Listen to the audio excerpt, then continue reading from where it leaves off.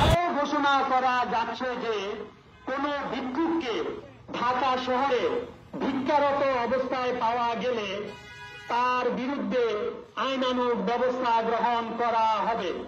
নবীর শিক্ষা করো না ভিক্ষা, মেহনত করো সবে। এত দ্বারা সকলের অবগতির জন্য জানানো যাচ্ছে যে সরকার সমাজ সেবা অধিদপ্তরের মাধ্যমে ভিক্ষুকদের পুনর্বাসনের জন্য ব্যবস্থা গ্রহণ করেছে। ভিক্ষুকদের পুনর্বাসনের জন্য তার নিজ এলাকার উপজেলা সমাজ সেবা অফিসার অথবা উপজেলা নির্বাহী অফিসারের সাথে যোগাযোগ করার জন্য অনুরোধ করা যাচ্ছে। আরো ঘোষণা করা যাচ্ছে যে কোন ভিক্ষুককে ঢাকা শহরে ভিক্ষারত অবস্থায় পাওয়া গেলে তার বিরুদ্ধে আইনানুগ ব্যবস্থা গ্রহণ করা হবে।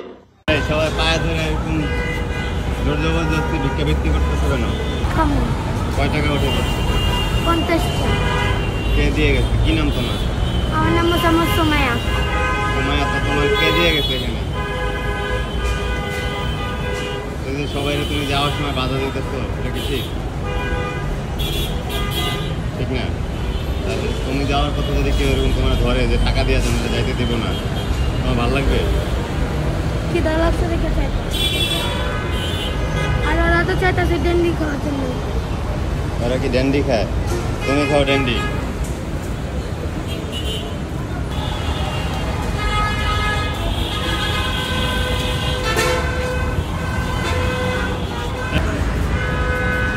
যে পুলিশ আসছে, তারপর ওরা থেকে দৌড়ে পালায়। ওরা কিন্তু বিভিন্ন অপরাধের সাথে এসব বাচ্চারা জড়িত।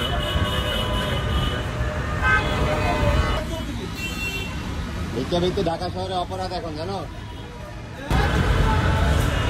Now this is clear. Now they have to wear.